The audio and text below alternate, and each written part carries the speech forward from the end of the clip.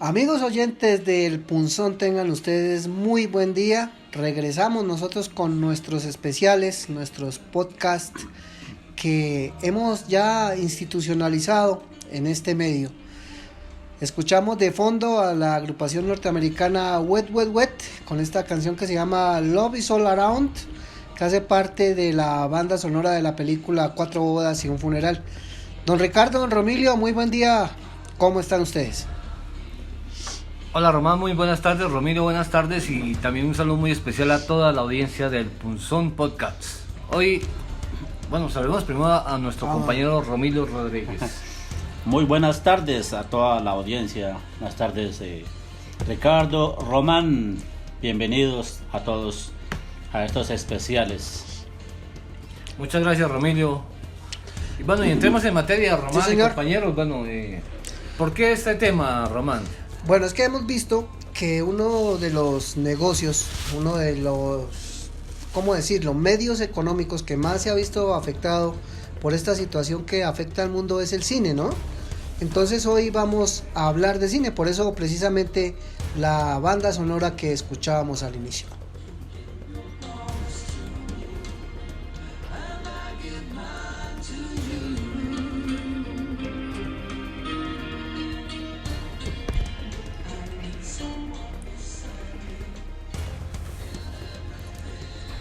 Entonces veíamos que un negocio tan importantísimo que prácticamente mueve casi el 10% de la economía norteamericana está en una situación un tanto crítica, ¿no? Esperemos que pronto se recupere y tenga esa, valga la redundancia, esa recuperación que todos esperamos. Pero bueno, Román y Romilio y oyentes, vamos a hablar hoy específicamente sobre qué tema, cine, pero enfocado, sí. Vamos a hacer como un compilado, una pequeña historia del séptimo arte, o vamos a hablar sobre el desarrollo del cine acá en Chiquinquirá, o... Yo creo que toda la línea del tiempo nos lleva acá. Bueno, listo, Román y Romilio, empecemos entonces. Sí, es que ¿por qué decidimos tomar esta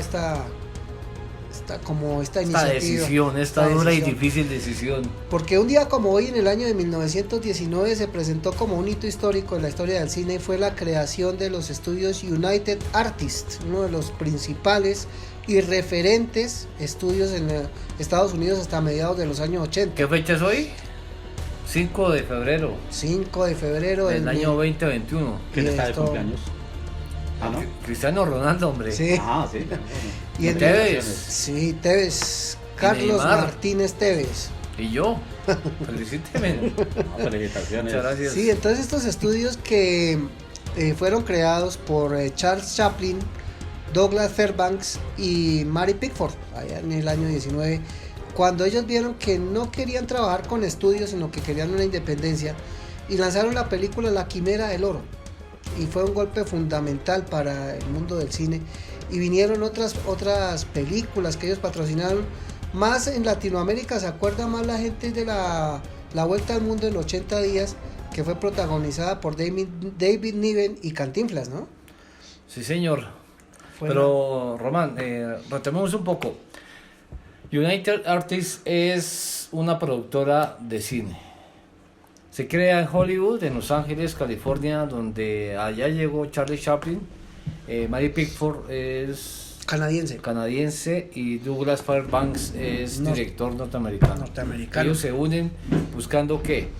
Un fin de independencia. De apartarse de quién monopolizaba el cine en ese momento. Ustedes recuerdan que, por ejemplo, estaba Samuel Meyer, que era el dueño de Metro Goldwyn Mayer, estaban los hermanos Warner, que eran los estudios Warner también. Estaba en esa época Universal, que era otro monopolio también inmenso. ¿Y Paramount? Paramount también. Y había otra productora muy importante que ya desapareció, pero era la pionera de los western, que era RKO, que era la productora precisamente con la que se volvió famoso el gran director John Ford, y produjo películas como La Diligencia. Esta productora declinó en los años 50, desapareció y se dio la posta a otras nuevas. Ya, bueno, la crisis del cine en estos momentos se debe a que están desapareciendo las productoras o Sí. se han creado muchas más. Claro, es que ahorita ¿cómo decirlo? La moda, ¿sí? Es las producciones digitales y se ha perdido como ese encanto de uno ver los efectos que se hacían antes, ¿no? Por ejemplo, algunos puristas del cine todavía extrañan esa época, en los años 60, 70, cuando era vital el uso de dobles cinematográficos porque la tecnología no estaba como tan adelantada, pero podemos ver hace poco, vamos un poquito más atrás en el tiempo.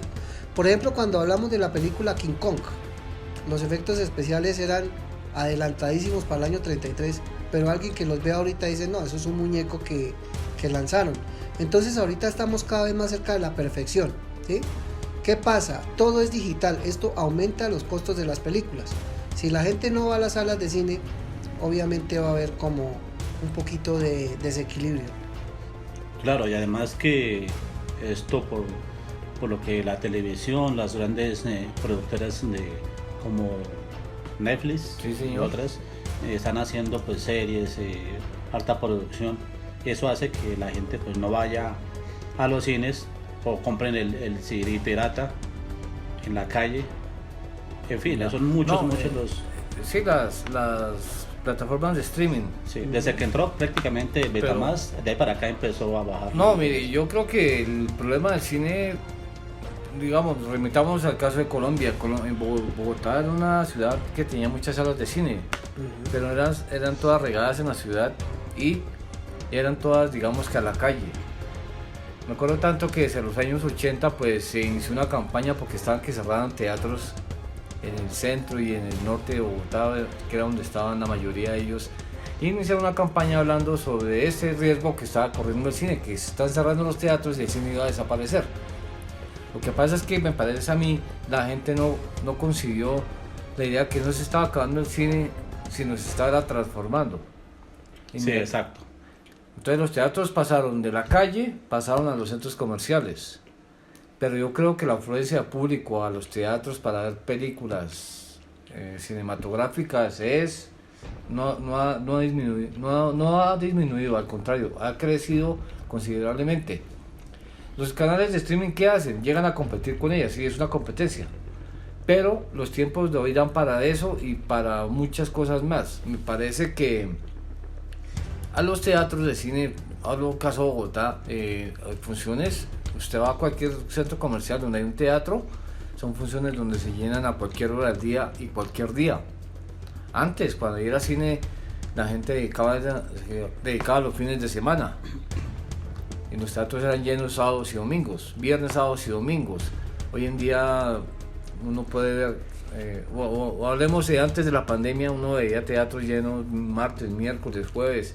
Inclusive las productoras o las distribuidoras de cine o los dueños de teatros acá en Colombia planteaban o proponían unas promociones de 2 boletas por el valor de una para los días martes y miércoles, que eran los más flojitos. Y aumentaba la afluencia de público. Sino que ahorita con esta situación atípica, sumado a los escándalos, por ejemplo, escándalos como el de Harvey Weinstein, que después vinculado a unas actrices, han perdido como poquito la gente la credibilidad en el negocio como tal, ¿sí? Aunque vemos que eso es un gigante, obviamente que es casi que, ¿cómo decirlo?, intocable por la cantidad de gente que rodea y las cantidades de dinero que se generan, ¿no? Bueno, yo veo que el cine es un negocio. Lo que pasa es que antes había unas productoras, 3 o 4 o 5 productoras que eran reconocidas a nivel mundial y eran las que acaparaban ese negocio. Hoy en día creo que la Metro Goldwyn Mayer desapareció. Sí, La lamentablemente. Paramount como que también está chilingueando. Sí. Los Artistas Unidos creo que también desapareció. United Artists resulta que entró en crisis. En los años 70 ellos se asociaron precisamente con Metro Goldwyn Mayer. Ustedes ven algunas películas, en los créditos aparece MGM UA. Eso fueron en los 80, después entró en crisis y desde el 2007 está en stand-by y no está en un proceso que lleva ya casi 20 años. La Warner sí se mantiene. Se mantiene. Pero, Universal, Columbia. Hay como es la Warner, es hoy en día la misma Disney, No. una compró la otra, Fox. algo así. Fox. es que ese es otro punto que tenemos que analizar, es qué conglomerado compra qué conglomerado, porque Disney en sí se ha hecho dueña prácticamente, yo creo que más del 50% de las productoras de Sí. cine norteamericanas, ¿no? Sí. Ahora, cualquier persona que una película de estreno hoy en día ve las productoras, los créditos que aparecen al principio, y es un montón de productoras independientes o nuevas, digamos, no independientes, Ujú. sino nuevas, que uno no pensaría que se pudieran concretar. Para mí, ¿qué pasaba antes? Tener una productora cinematográfica implicaba unos costos inmensos. Tener unos estudios eran acres de tierra, hectáreas de tierra, kilómetros de tierra, con estructuras para las películas. Uno iba a Hollywood y entraba, digamos, a Paramount y veía unas partes donde se filmaban las películas del oeste, las películas de calle, las películas de amor, así. Eran escenarios, eran prácticamente ciudades. ¿Y ahí trabajaban todas las productoras en No, Hollywood? en Hollywood sí, productoras, pero cada una tenía su espacio. Hoy en día con el computador usted puede, todo ese mundo, todo ese engranaje lo reduce a un ordenador. Ujú, sí, señor. Usted puede montar cualquier escenografía con un ordenador. Pero eso bajaría costos porque Claro, ya no sí, necesita sí. pues de escenarios Por grandes, eso- sino todo pues Por eso digitalizado. digo, entonces, ¿qué pasa? Las productoras se reducen digamos, a 100, 200 metros cuadrados, que es donde tienen todos sus equipos de producción. Y de pronto un hangar, un garaje, una bodega, donde hacen unas filmaciones, que es la famosa tela verde para después montar los efectos especiales, los fondos y todo esto. Entonces, ¿eso qué produce? Que la gente que tenga un poco de dinero pues monte su productora cinematográfica. Exacto. Es que vemos, por ejemplo, producciones maravillosas como Ben-Hur, que hicieron toda una escenografía impresionante para recrear el Coliseo Romano, Ese era la el circo carrera romano, de de cuadrigas. cuadrigas, todo espectacular, los caballos, y no había tecnología. Estos decorados los utilizaban y los descartaban. Después eran vendidos como piezas de museo, o si no, habían otros productores más pequeños que eran los de serie B, películas de serie B, reencauchaban, no sé si el término esté correcto, Sí. todos estos escenarios y ellos los volvían a utilizar, pero las grandes productoras descartaban todo esto. Yo no me acuerdo que una película haya repetido No, eso no se podía. de No. un escenario de estos. Lo último que se Yo presentó creo que así- lo pintaban o algo. sí, la última que yo vi fue Titanic, ¿no? Que fue que recrearon precisamente el barco a escala y toda esa cuestión, y fue una inversión, no me acuerdo, casi cercana a los 100 millones de dólares, ¿no? Pero Titanic no, el barco fue a escala, o sea, no Sí, fue a a tamaño escala. real, No, fue a escala. fue a escala. Pero Y las escenas donde mostraban el naufragio fue en un tanque gigante. exacto, Sí, pero que tenían que filmar a los actores dentro del agua, entonces ahí un tanque, pero no era eso nomás. Sí, por ejemplo eso de 2112, cuando hacen la recreación de que pasa la ola y pues se lleva el puente de San Francisco, ese puente inmenso, pues eso era con baldes y todo eso, inclusive los montículos los hacían de la misma arena Sí. para recrear todo ese escenario y pues que parece muy real. sí, porque también vemos películas que utilizaban unos efectos pésimos como las películas de Ed Wood, ¿no? Por ejemplo, en plan... Sí, dejémoslo aparte, a Ed Wood, hombre. Para mí, Ed Wood merece el respeto más grande que puede tener algún cineasta en el mundo. Yo hace poco estaba viendo la película esa de Plan 9 del espacio exterior, Sí. y el avión les recomiendo que vean esa película porque son de culto ya, Claro. pero son tan malas que son buenas. Cuente cómo eran los efectos con los platillos voladores. Bueno, es que en esa época Ed Wood era un director que quería ser reconocido. Entonces se asoció para esta película específicamente con unos pastores cristianos y él se hizo bautizar bajo esa religión. Y ellos le dieron la plata pensando que iba a ser una película pues de religión, y resultó con una de extraterrestres que despiertan a los muertos, reviven a los muertos para utilizarlos como zombies y atormentar al mundo, conquistarlo. Y los platillos voladores eran de juguete con cañas de pescar y en la película se ven los hilos. Se ven los hilos. Cuando, y las explosiones son como pólvora, ¿no? Cuando Sí. uno, ¿cómo se llama esos detonadores, esos totes, algo así? Sí, sí. Es que en todo esto hay mucho engaño. Tocando el tema de los platillos, como se lo dicen, una vez en Bogotá llegó un señor que dijo que era contactado y llevó un poco de fotos y todo eso. Y a lo último descubrieron que era que lanzaban un sombrero o lanzaban una tapa de olla y tomaban bien la foto y pues parecía un platillo de verdad. Sí. Entonces así pasa con estas producciones. Sí, pero últimamente también para los puristas hay estudios que han desarrollado estrategias, ¿no? Ahorita en el mes de enero Universal, precisamente en su plataforma, en uno de los canales de video más importantes, puso gratis las películas de monstruos de los años 30. Puso El Hombre Lobo, puso Frankenstein, puso Drácula, La momia. la momia, la novia de Frankenstein, Y el hombre invisible. El Hombre Invisible, que son clasicazos que pues yo creo que como digo me vuelvo La cansado. momia es la de Jamonatra, la de No. Nimoti. Con Boris Karloff, Pero esa es otra. Es otra. otra. Ah, Y recrearon todas esas películas que muchos las vimos ahí, no estaban dobladas al español, pero fue una buena opción para poder ver por internet. Sí, y todo esto, bueno, bueno, volvemos al tema de las productoras. Las productoras invertían mucho dinero y hacían apuestas a grandes proyectos, pero era como todo negocio, o se les daba o podían quebrar. Sí. Y en una sola producción podían quedar en la calle, Sí, porque a veces le apostaban mucho, le metían mucha plata, mucho dinero, y a veces no esperaban los resultados, o sea, los resultados que esperaban más bien no eran los mejores. Esa situación conllevó a que mucha gente quebrara, como otra gente se enriqueciera inmediatamente. sí, los éxitos, ¿no? Pues, uno de ellos, pues, Sir Charlie Chaplin, inglés, que llegó a Estados Unidos. ¿Ese se llama que el cine mudo? ¿Cómo llaman Sí. eso?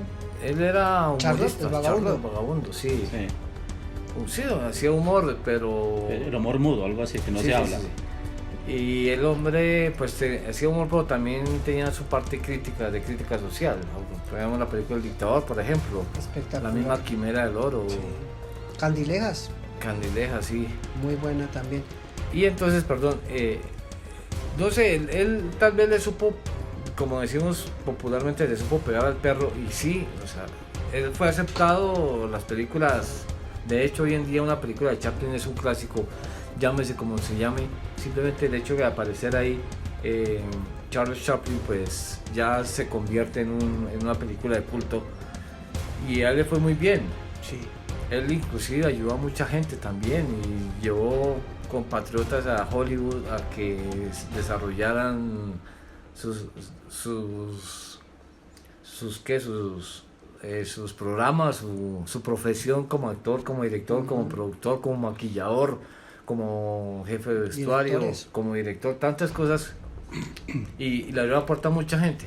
Y esto le acarreó que fuera víctima del macartismo en los años 50 y tuviera que exiliarse en Suiza.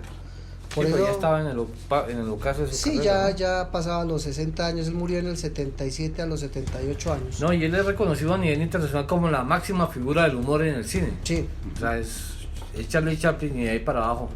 Ujú. Y mire que él un día le preguntaron que quién era el mejor humorista que lo había conocido. Y dijo, no, fue Cantinflas. Pero ¿usted sabe por qué Charlie Chaplin no hablaba en las películas?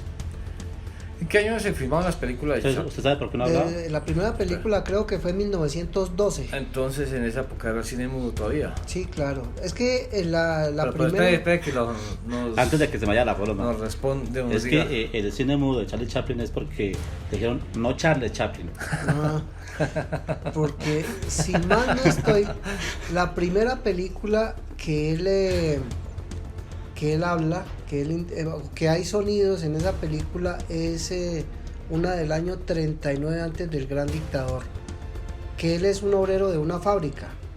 Se me Sí, sí, escapa sí. en A mí también se me olvida el nombre de esa película. en este momento, ahorita la recordamos. Y no habla precisamente, pero le meten sonidos. Y él dijo que no quería porque él era un purista de esta cuestión. Sí, exactamente, eso también es cierto. Charlie Chaplin era un hombre enemigo del sonido. Él decía eso, que el sonido se tiró al cine. El cine sonoro llevó a garrotearse todo lo que es el cine, la esencia del cine.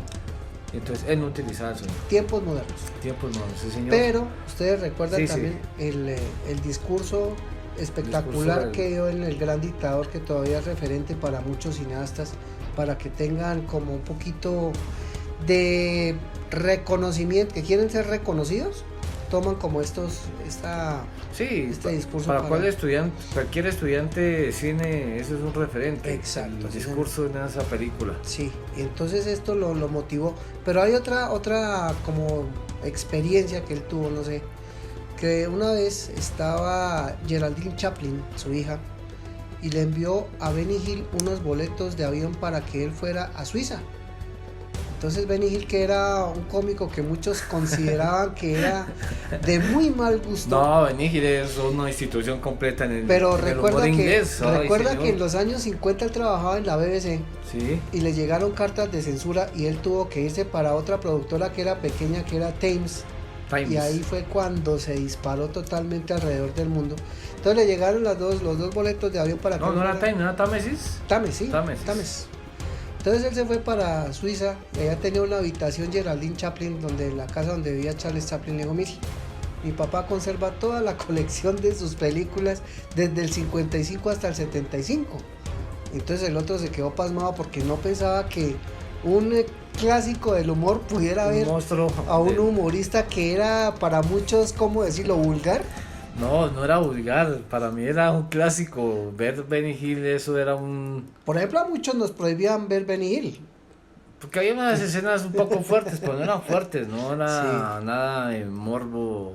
No, simplemente que mostraba unas muchachas en ropa interior, pero nunca un desnudo, nunca un... Sino que era considerado como de mal gusto por algunas personas y eso a uno lo limitaba. Pero eso era un fino, o sea, Benny Hill y Charlie Chaplin eran los dos ingleses. Las épocas diferentes, pero el humor de Benny Hill... ¿Era mudo también? Sí, era mudo, pero era fabuloso. Y ya prácticamente era como el caso del Chapulín Colorado, o sea, uno sabía qué iba a pasar, pero se reía de lo que pasaba. Sí. Me acuerdo que él tenía un compañero que era un señor, un viejito, ya de edad calvo. Sí. Y entonces Benny Hill lo cogía en la calva, le pegaba siempre, le hacía así. Y él lo agrandaba en los efectos y siempre, pero... Entonces era unas situaciones muy particulares, pero que uno siempre se reía de ver. Y Benny Hill para mí fue un referente. Si no estoy mal, eran los viernes en la noche. Acá en Colombia sí. Era bien. Daban Benny Hill y después daban Yo Claudio. Sí, creo que Benny Hill murió como en el 91, Sí, 92. hace poco, ¿no? No, murió como en el 91. Que descubrieron que él tenía una fortuna impresionante y no tenía casa propia, no tenía carro, no compraba ropa. Entonces la fortuna le quedó a los sobrinos que ni siquiera lo llamaban, ¿no? Todo lo ahorraba. Entonces, sí, y este humor mudo que tuvo muchísimos referentes también, porque uno se pone únicamente a ver a Charles Chaplin, pero por ejemplo uno ve las películas de Buster Keaton y son clásicas, son maravillosas. Buster Keaton es también pionero del cine, Uh-huh. del cine mudo y del cine de humor. Sí, O señor. sea, son contemporáneos de la misma época con Charlie Chaplin. Creo que esos dos eran los más como la competencia uno del otro. Es que hubo una, ¿cómo decirlo? Una oleada inglesa también, como con la música. Cuando llegó Chaplin, cuando llegó, por ejemplo, Laurence Olivier, estos artistas llegaron a Estados Unidos, pero Estados Unidos también producía cómicos. Estaba Buster Keaton, estaba... El gordo y el flaco, Laurel y Hardy, aunque el flaco era inglés. Estaba, por ejemplo, Harold Lloyd, todos lo conocemos por la película El Hombre Mosca, que es que queda colgado de un reloj. Y ahí volvemos, ¿no?, al tema, esos efectos especiales, ¿no? Porque eso sí, tenían que hacer puro humor físico. Y ahí utilizaban una banda que se volvió popular, que eran los policías de la Keystone, que eran todos los comediantes iban perseguidos por unos policías con unos palos. Benny Hill. Y eso era el humor, el humor de esa época. Yo creo que debe tener sus raíces en Inglaterra, ese humor físico, ese humor. Entonces eran... Claro, porque los primeros son de allá. Y eran comediantes que, si ustedes se ponen a ver, por ejemplo, hace poco me pude ver el maquinista de la General, de Buster Keaton, por un canal de videos. También es una película, una joya del cine del humor. espectacular, muy buena. ¿Cómo diría de buena, no? Que hasta Chespirito recreaba esas escenas, ¿no? En algunas... Sí, y esas situaciones que se presentaban ahí eran muy particulares. Los mismos efectos especiales en esta película de tiempos modernos se ven unos efectos especiales bravos. Sí. Y bueno, y sin ir tampoco al cine de humor, sino cualquier película de esa época, los exteriores hacían unos efectos muy, muy bien hechos. Sí, impresionante. Y la perfección, porque corría a riesgo a veces la vida del actor. Entonces había otro también que era Harry Langdon.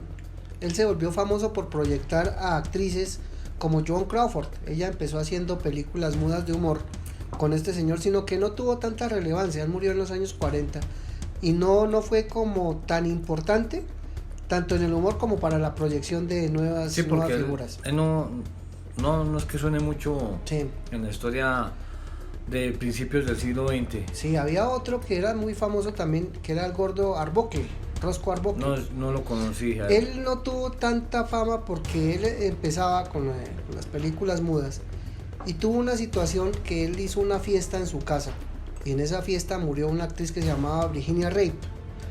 A esta señora la asesinaron o algo y le echaron toda la culpa al gordito Arbuckle y él se le acabó la carrera. No supieron si él había sido, si no, pero toda la culpabilidad cayó en él y... Es una situación parecida a la que le ocurrió a Sid Vicious, ¿no? El bajista de los Sex Pistols. Pero él sí tuvo una vida impresionante, ¿no? Hace poco cumplió un aniversario... Hace 2 días fue un aniversario de la muerte, ¿sí? Sí. Hay una película también que está protagonizada por... se me va en este momento el que hizo de villano en la película de Matilda. ¿Cómo se llama? ¿Danny DeVito? No, Matilda no, sino está el perfecto asesino, que es Matilda la protagonista. Rino, algo así. No, el villano, me acuerdo, Drácula. Que también participó. Para mí uno de los mejores actores de Hollywood, inglés, Gary Oldman. Y participó en una película de Sid Vicious, precisamente, y ha sido una actuación maravillosa. Y recrea la vida de este personaje que también impresionante, ¿no? Sí, pues sí, es un poco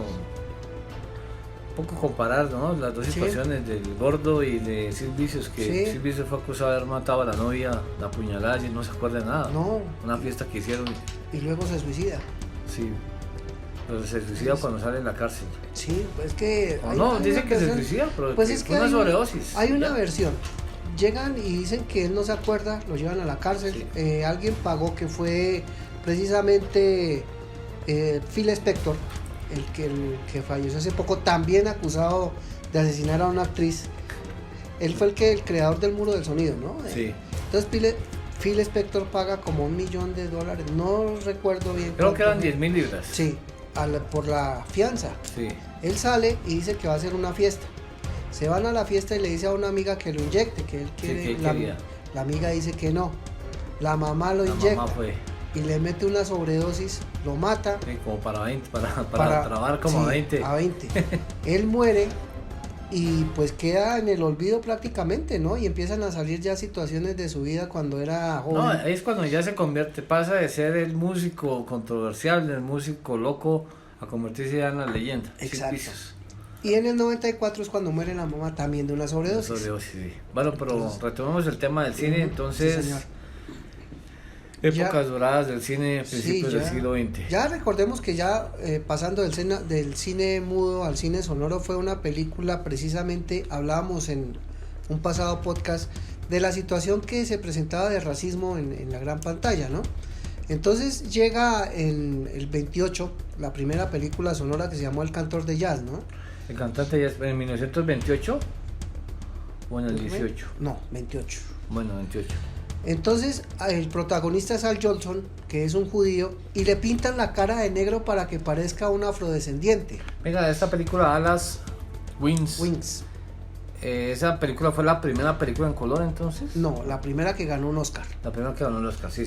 Que fue filmada en el 28, pero recuerde que la ceremonia de los Oscars, la primera fue en el 29. Sí. Que precisamente hoy estaba leyendo por ahí que el modelo para el Oscar fue un actor mexicano. Sí, el Indio Fernández. Y el nombre de Oscar, porque se lo preguntaron a una secretaria y dijo, ay, se parece a mi tío Oscar. Betty Davis, dice la leyenda, ¿no? Que fue ella. No, con una secretaria. Sí. Tenía una... Esta película Wings, ¿usted se acuerda, Ricardo, que fue producida por Howard Hughes?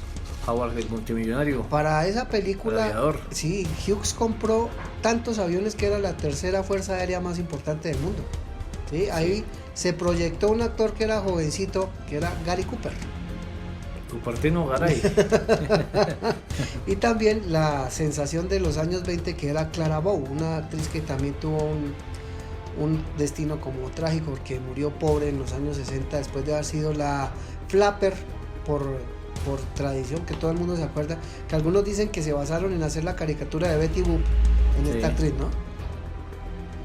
Sí, señor. Betty Boop era la muñequita esta, sí, que, digamos, bueno, la ponían en varias situaciones, pero la que acompañaba a los pilotos de guerra, al ejército de los Estados Unidos, una muñequita muy bonita, una caricatura. Sí, que salía con Coco el payaso. Sí. Esa es una de las referentes que ustedes buscan por internet, y ahí aparece Betty Boop, y todavía como que tiene relevancia. Está vigente, sí. En vez de Betty Boop, por lo menos en películas como Capitán América, sí, ahí aparece. Sí, en la Memphis Belle me parece que ella aparece también. O sea, la caricatura sí tiene relevancia, sobre todo en los cines, en los filmes de guerra, sí, de acción. Recordemos que ahí en la crisis de cuando ya sale esta película sonora y todo, el cine fue uno de los bálsamos para que la gente tuviera como un pensamiento positivo hacia el futuro después de la crisis del 30, ¿no? Ya empezaron a mostrarse como los grandes musicales, las grandes películas que mostraban ostentación, pero también aparece el cine negro, aparecen películas ya de gángsters. Precisamente entre gángster y gángster hay una historia curiosa, que hay una película que se llamaba Melodía en Broadway, si no estoy mal, protagonizada por Clark Gable, y fue la última película que vio John Dillinger antes de que lo mataran, el ladrón de bancos norteamericano famoso en los años 30. Y Bonnie and Clyde también. Ellos tuvieron película propia. Sí, y también John Dillinger tiene una con Johnny Depp, creo que se llama El enemigo público número 1, algo así. Sí. Que es más reciente, es como del 2008, 2009, si no estoy mal. Pero ya empieza la gente como a ver en el cine algo que, pues, si yo no puedo, voy a ver en la pantalla grande a la gente que sí pudo, ¿no? Porque desde ahí se empiezan ya a proyectar las figuras, los grandes estrellas. Ahí vemos, por ejemplo, que en esos años 30 estaba Clark Gable, estaba Gary Cooper, estaban los mismos protagonistas de las películas de monstruos, mismo Boris Karloff, estaba también Bela Lugosi, que era el Drácula original, y ellos eran como los referentes. Todo el mundo quería llegar allá, todo el mundo quería ser estrella de Hollywood, ¿no? Y recordemos también que en esta época California se prestó para ser uno de los estados que llevara adelante a Estados Unidos, primero con la siembra de las frutas y segundo con el cine, ¿no? Claro, es que en California queda Hollywood, en Los Ángeles. Hollywood es como un barrio de Los Ángeles, y ahí es donde se desarrolló toda esta industria del cine. Es como decir San Francisco y Silicon Valley. Exacto. Está ahí. San Francisco es, usted coge un bus, lleva a Silicon Valley, es ahí nomás. Sí, a la mano. Sí, ahí 2 cuadritas usted baja ahí. La costa oeste ya ha sido fundamental, ¿no? Claro, para el desarrollo de Estados Unidos, sí. Muchos de estos, ¿cómo decirlo? Adelantos tecnológicos nacieron ahí. No, y de hecho, desde el inicio, el desarrollo cuando hacen el ferrocarril hacia el oeste, el viejo oeste, terreno agreste, duro, difícil, pero que ellos pueden conquistar y domar, y el desarrollo empieza por ahí. Ahí ¿sí? Llegó muchos inmigrantes y empieza el desarrollo. Y precisamente esto dio pie a desarrollar el género western, ¿no? Claro. Salieron tantos héroes como, por ejemplo, John Wayne. Como Sergio Leone. Fue en los 60, ¿no? Sí. Por ejemplo, ¿qué otro? La hablábamos siempre, esta película, yo creo que es la referente, La Diligencia, ¿no? Sí. ¿Qué otro actor? Randolph Scott, que era, algunos dicen, no sé, esto es sin confirmar, que él tuvo una relación muy cercana con Cary Grant, Sí. que hasta vivían juntos y que tenían un comportamiento, pues, vivían juntos, Sí, digámoslo los así. dos. Y ellos, este señor Randolph Scott fue muy inteligente porque invirtió en bienes raíces y terminó multimillonario. Ya en la última parte de su carrera él se dedicó a hacer únicamente westerns, y hay unos muy buenos. Hay, por ejemplo, se basaron en uno de estos para hacer El oro de Maquina, que es también muy famoso, que ese es con Gregory Peck y con Omar Sharif, ¿no? Sí, pero la película ya más de los años 60, ¿no? Sí, ese es de los 60. En los 50 Randolph Scott fue el referente. Ahí es donde se menciona una película de él, no me acuerdo en este momento, El comisario o algo así, por primera vez a un indio, Sí. y ese apodo se lo trasladaron a un ciclista colombiano, Cochise, que acá fue Cochise Sí, Rodríguez. Cochise Rodríguez. Entonces el cine ha tenido tanta relevancia, tanto que todo el mundo de esos años 50, fuera en el lugar del mundo que fuera, yo quiero ser un vaquero, yo quiero ser un cowboy, ¿no? Por ejemplo, I wanna be cowboy. Roy Rogers también es otro referente de ahí. Y personajes como el Llanero Solitario, que tiene una historia Red Rider. Sí, de Round Rider. Este, Era Clayton Moore. también, bueno, se me olvida el nombre de este personaje. Sí, pero este actor también, Clayton Moore, él era... Pero eso ya es más para televisión y sí, radio. Y años 70. No, el Llanero Solitario es de los 50. No, pero estos actores, esta serie de televisión de Llaneros Solitarios, años 70. No, 50. Sí, 40, 50. Bueno, no sabía entonces. Porque también después, es que lo que pasa es que viene una ola del cine, pasa a la televisión. Ya por ejemplo en los años 50 recordemos Bonanza, El Gran Chaparral, que son series de western. Los pero a la años televisión. 50, Sí, Bonanza. sí, Bonanza Bueno, fue la serie yo pensé que era años 70. Bonanza fue la serie que tenía el récord de duración. Creo que si no estoy mal nació como en el 56 y acabó en el 76. Ah, No estoy bueno, mal. pero sí. Era el 20 equivalente a Joy-To de Colombia. El Gran Chaparral duró menos, a finales de los años 60. Y hay una historia curiosa con el Gran Chaparral, ¿no? Habían dos personajes mexicanos que era Manolito y la hermana. Sí. Y ninguno de los dos actores era mexicano, porque Henry Darrow era puertorriqueño, que no se ha muerto. Sí. Y Linda Crystal era argentina, que ella sí murió el año anterior. Y Julio Medina. Ahí quería llegar. Sí, señor. Resulta que cuando nuestro paisano Julio Medina llegó a Estados Unidos a estudiar en la escuela de actuación, el que lo recibió precisamente fue Henry Darrow, que él se llama Henry algo, el apellido es latino, no me acuerdo en este momento, y él era el que le traducía todo a Julio Medina. Después hicieron gran amistad y todo. Para los que no lo recuerdan, él actuó en la serie El Zorro, él era el papá de Diego de la Vega. Esa es la última serie que vimos acá en los años 90 de ¿La serie o la Zorro. película? La serie, Sí. porque el último Zorro creo que fue con No, fue Antonio Banderas, ¿no? Antonio Banderas, sí. Sí, entonces todo como que estas historias nos concatenan, que de pronto tenemos que hacer un especial de Julio Medina, ¿no? Sí, toca hacerlo porque máxima figura. Claro, y que es aquí de la tierrita, ¿no? Sí, Es que chiquinquereño. prácticamente fue el primer colombiano que llegó a Hollywood. Entonces es importante tener en cuenta porque pues muchos se olvidan de estos personajes que han hecho historia en Colombia, ¿no? Representando a nuestro país en el arte, séptimo arte, ¿cierto? Se El dice. séptimo arte, sí, señor. En el agreste mundo de Hollywood. Sí, porque no es fácil. Allá mucha gente, otro que estuvo, pues ya fue más reciente, John King. John Leguizamón. John Leguizamón. Allá Pero él dicen ya es está Leguizamo. Pero él ya no, él está consolidado y ya Sí. es un hombre que No, yo, pero aparece en cualquier película. Y él es más norteamericano que cualquiera. Ustedes, por ejemplo, no, no eso me sí es verdad. pareció, a mí, mi opinión, no me pareció que lo hubieran elegido, por ejemplo, a películas colombianas como El Paseo. Porque si es de Bogotá, ¿cómo va a hablar así?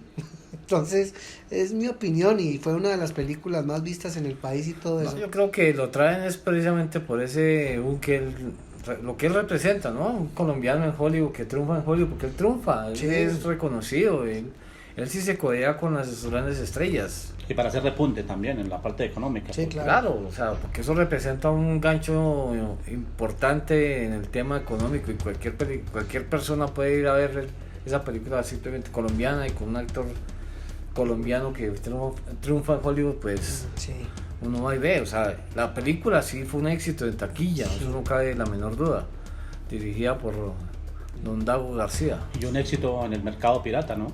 Sí, también. No, pues... Sí, todo ahí, de todo se aprovecha. Y ahora, o sea, tocando el tema de la piratería en el arte del cine, pues eso es un tema muy delicado, muy candente, y especialmente pues ve la manera como los piratas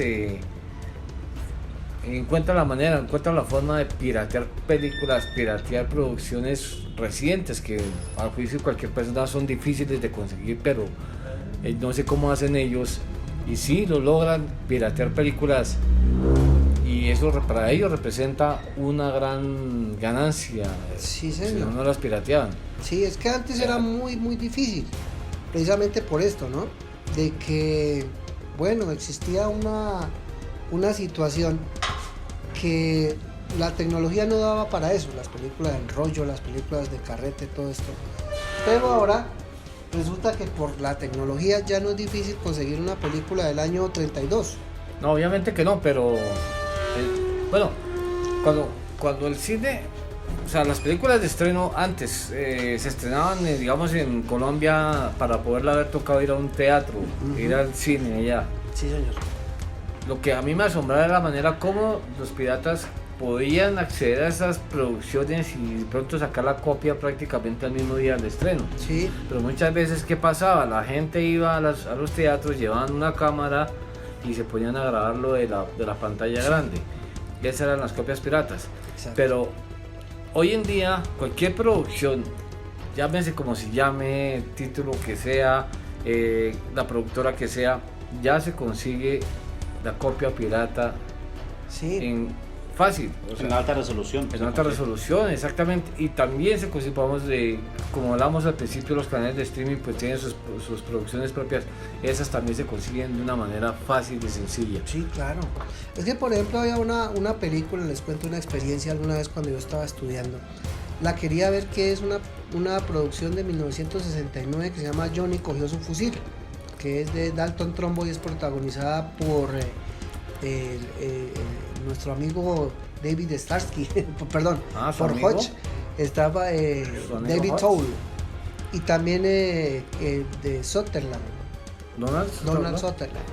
Y es una película antibélica, es una película muy interesante. Y estuve buscándola, nunca la encontré, y hace poco la digité en un canal de videos y ahí me apareció. Ahí aparece, sí, aparece. Entonces es una experiencia. Pero digamos que esas no sean que no sean piratas. ¿Por qué? Porque son producciones antiguas donde ya es fácil, digamos, remasterizar una copia y volverla digital, y ya que sea digital pues se distribuye de una manera rápida, confiable y... Sí, rápida, confiable y veloz, para repetir la palabra. Lo que yo me refiero es que hoy en día, digamos, los canales de streaming, los canales de televisión paga como HBO, Fox, tienen sus propias producciones, y en el momento que la estrenan ya está la copia pirata en la red, en la web. Ya usted puede ir a cualquier almacén y comprar la memoria con la serie. Mire, un hecho por lo menos que Ramiro conoce muy bien es esta serie Juego de Tronos. Juego de Tronos, cuando la estrena HBO, pues o sea, la expectativa no es mayor. Pasa la primera temporada y todo el mundo se pega a esa serie. Todo el mundo está pendiente de esa serie. Y fue una serie de 6 temporadas, generalmente de 10 capítulos. La última fue de 6 capítulos. Pero ya usted conseguía la serie completa en cualquier almacén de San Andresito, por decirlo así. Sí.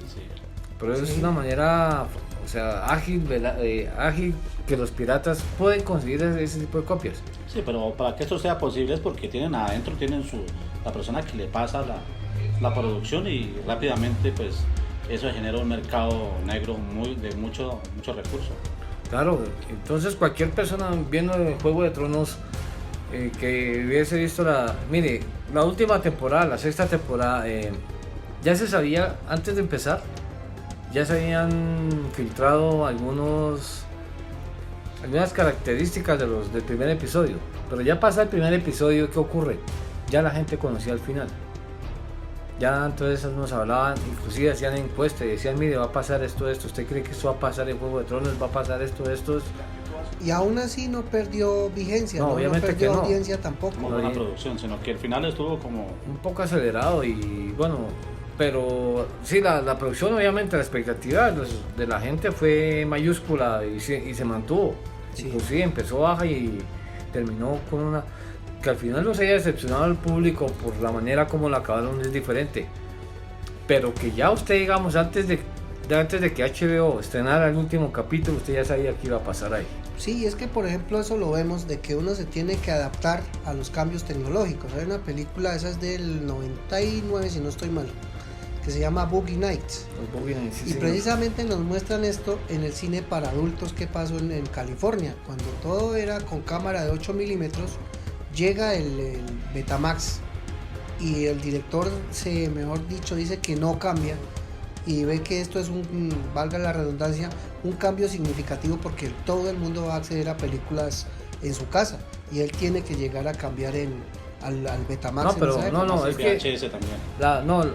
Las cámaras de filmación generalmente sí se hacían películas de 35 milímetros. Eso sí.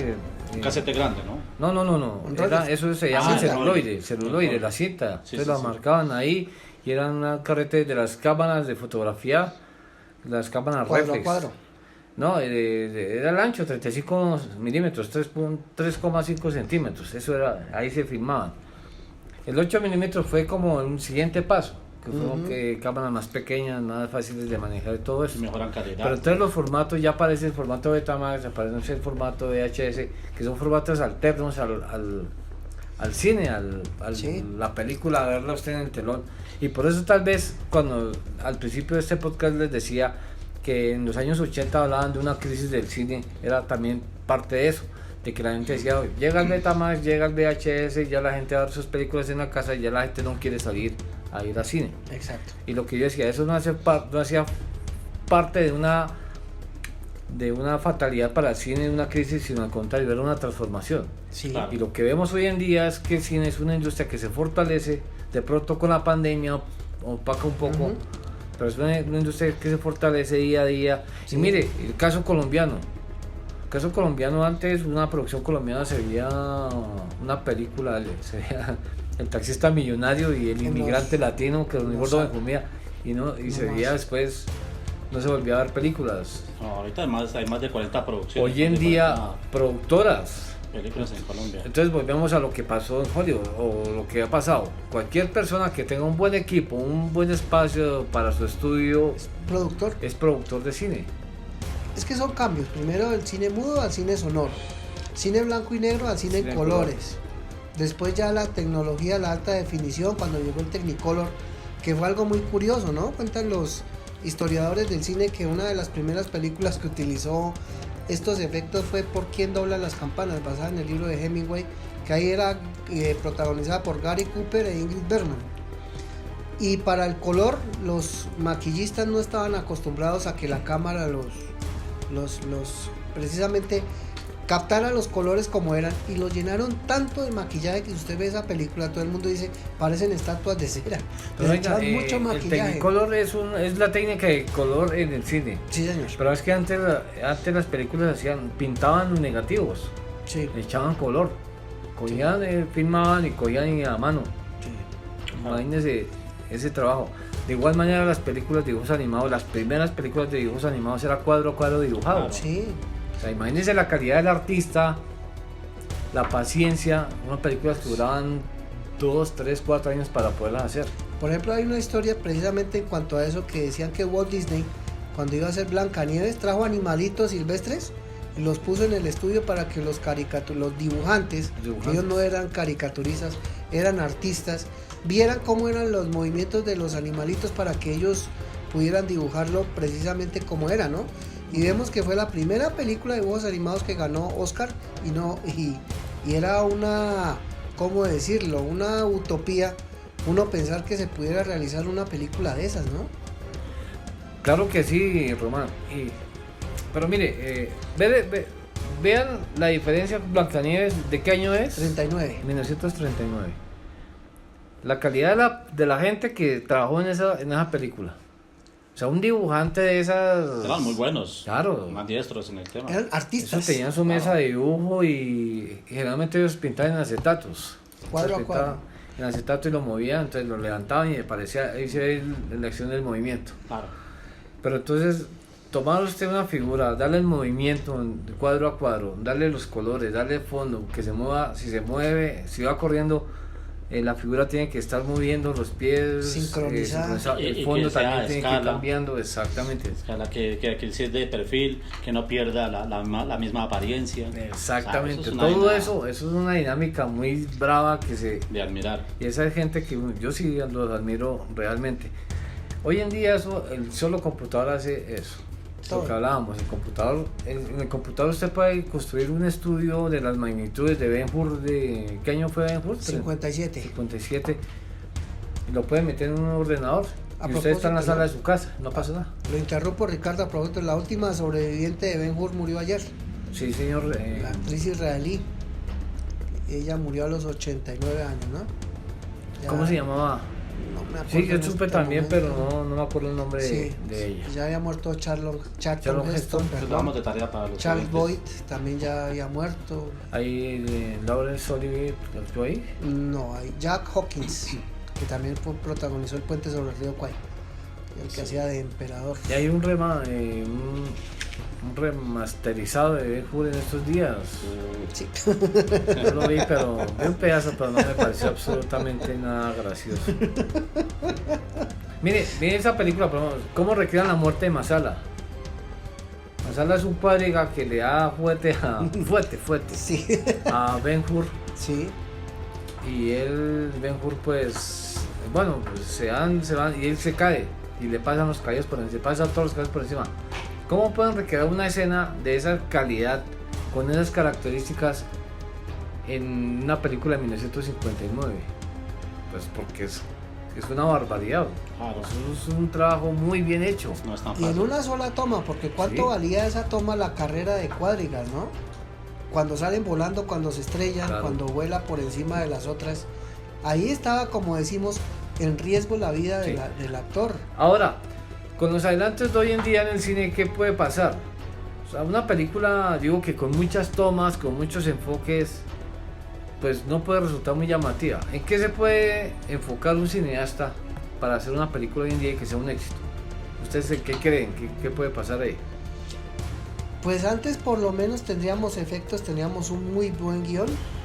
Que a la mayoría, sabemos que el cine nació, los primeros guiones eran basados en libros, Sí, novelas y todo esto. Así como las trilogías y todo. que eran sí, muy sí, buenos. todo esto son basados en libros. Pero ahorita todo se basa en la tecnología, los Por eso, efectos. mi pregunta es, si usted ya en su computador tiene el andamiaje para hacer la película, usted no necesita salir a buscar locaciones, no necesita conseguir, digamos, crear un efecto especial, no necesita alguien que le maquille, no necesita alguien que le haga un vestido, usted ya lo tiene todo en el ordenador. ¿Qué puede hacer usted como productor de cine para que esa película sea un éxito? Ya venderla porque ya No, todo está hecho. La trama, No, porque pues- era como la trama, no sé. Yo pienso lo mismo, La trama, porque... un buen guión. Sí, un buen guión, porque de todas maneras hay muchos productores, muchos escritores, creadores que a veces los trabajos se parecen. Hay que ser, Exacto. digamos, original. Entonces, ¿el cine a qué se va a reducir? A buenas historias. Sí. ¿Y cómo se cuentan? ¿Cómo se narran y que verdaderamente esa historia llegue a donde tiene que llegar? Conmueva a la gente que ve la película. Yo digo que la parte de efectos especiales y de todo esto, inclusive hasta las mismas actuaciones, pasan a un segundo plano y todo se va a reducir a un excelente guión, Sí. a una excelente dirección, porque la dirección es clave Fundamental. totalmente. Y en algo que para mí era fundamental hace unos años, ahora no tanto, es un buen director de fotografía, que es el hombre que hace los encuadres, que todo quede perfecto. Obviamente las actuaciones tienen mucho que ver, Sí, pero es si que, usted ya lo hace todo en el computador, sí, es que veíamos, por ejemplo, ese premio Oscar a mejor fotografía, eran unos efectos impresionantes. El primero fue, no me acuerdo cómo se llama el señor, el que hizo los efectos de la película Jason y los Argonautas.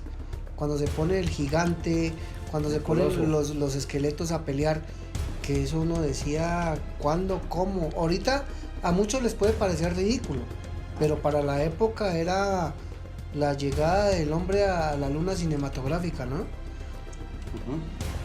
Bueno, pues ya en el tema del cine colombiano, pues en la parte económica vemos que hay un repunte digamos, a mediados del 2019, ya hacia finales, donde empresas como Royal Films, Cinemark, Cinépolis y Procinal tienen ya prácticamente 500 salas de cine. Hay un repunte más o menos hasta antes de empezar la pandemia.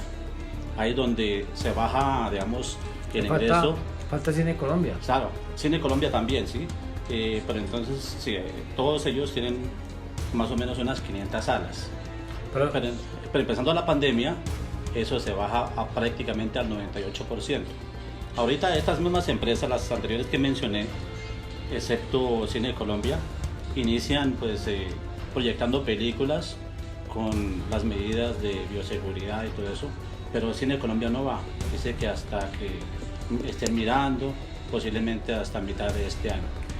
No, obviamente irrespetable eso, pero en la esencia del cine, lo que es producción de cine, yo digo que el país sufrió un cambio duro, drástico de los años 90. Yo creo que se parte en dos es cuando le suena la flauta a Dago García. Sí. Que a Dago García, ¿cuál fue la primera producción de él? Creo que El Paseo. Porque él venía de telenovelas, de escribir telenovelas. Exactamente, él le da el paso de las telenovelas al cine y ahí empieza ya voltean los ojos hacia el cine. Acordémonos de Focine, el Fondo para el Desarrollo del Cine Colombiano, que ese lo acabaron. Sí, ese nació en el 78, ¿no? Cuando empieza como el boom del cine colombiano, ahí es donde tenemos, yo creo, que hacer un segundo podcast relacionado con esto, porque empieza la producción en masa de películas colombianas. ¿A qué me refiero en masa? Sacar 3 películas en 3 años. Sí. Era impresionante porque nunca habíamos visto ese volumen de películas. En los años 80 decayó un poquito, pero surgieron como por ejemplo la Escuela de Cali, Sebastián Ospina, Alejandro Buenaventura, todas estas personas, Carlos Mayolo, y vino como otra revolución. Pero lo que usted dice, Ricardo, ya cuando llega este señor Dago García, nos disparamos. Me parece que ahí es parte de la historia y ya, inclusive, entonces ya usted Caracol Televisión produciendo películas. Exactamente. RCN, y ya productoras extranjeras ya vienen e invierten acá en cine. Ese creo que es como el cambio o el boom del cine colombiano, pero con todo respeto, ¿no? Creo que el cine colombiano tiene el boom ahí, pero lo que es en guiones, en libretos, en escribir, no me han convencido. Dago García yo lo conozco, fue profesor mío en la universidad y todo esto, pero él, con todo mi aprecio, no me ha convencido como productor, ni director, ni escritor siquiera de cine. El debate sigue abierto. ¿Qué tal si lo proyectamos para el próximo podcast, hablar del desarrollo del cine colombiano? Sí, sería bueno. Eso bueno. le iba a decir, que nos faltaría pues hablar del cine colombiano, porque hay más de unas 40 producciones buenas. Muchísimas, y hay que ver que la historia del cine colombiano data de 1907, que eso lo vamos a desarrollar. Hay un chiquinquereño involucrado en eso, ¿no? Sí. Que fue que filmó las peregrinaciones a la Virgen de Chiquinquirá, las romerías, todo eso. Y lo del pan envenenado. Sí, pero hay un productor con chiquinquereño, creo. Sí. No sé el nombre, y él como que es el padre del cine colombiano, si no estoy mal. Sí. Hay que buscar ese dato. No, nos tocaría hacer esa tarea ya para el próximo podcast. Sí, señor. Entonces, bueno, se nos acabó el tiempo. Desgraciadamente fue muy rápido esta charla y invitarlos para la próxima. Sí, señor. Que yo creo que, si ustedes están de acuerdo, va a ser el desarrollo del cine colombiano durante su historia. Sí, cuando inició todo lo que es todo ese trabajo importante de los productores colombianos. Hay varios, ¿no? Hay uno que es congresista también. Sí, muchos de ellos. Escritores. ¿Cómo es? Es un escritor y productor. Gustavo Bolívar. Gustavo Rivas, ¿no? Ese Otros. escritor. Pero bueno, dejémoslo así. Román, despida el programa, por favor. Bueno, muchísimas gracias. de mi muchas parte. gracias Gracias a a todos. todos nuestros oyentes, a nuestros invitados y los esperamos en el próximo podcast de El Pulso.